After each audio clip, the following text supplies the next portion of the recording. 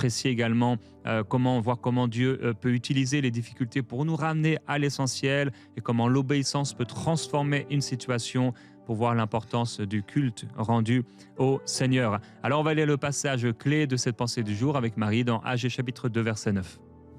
La gloire de cette dernière maison sera plus grande que celle que la première, dit l'Éternel des armées.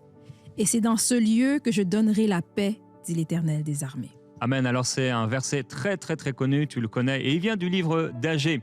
Alors il y a quelques particularités dans ce livre donc d'Agé, très court, hein. Comme j'ai dit, chaque oracle est daté avec une exactitude qui est remarquable. Ces messages sont courts, concrets, directs. 14 fois, il est écrit « Ainsi parle l'Éternel des armées ». C'est vraiment Dieu qui parle. Il y a des métaphores qui sont liées à l'agriculture, au commerce, donc aussi aux besoins de la ville.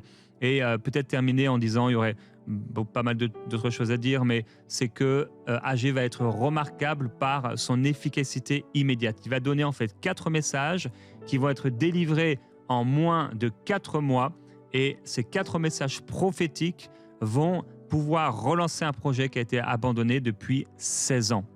4 messages en moins de 4 mois qui relancent un projet qui était là depuis 16 ans, abandonné. Et ça nous montre l'importance de la puissance, l'importance de la parole prophétique et la puissance de la parole prophétique quand elle est là, donnée au kairos, au moment de Dieu.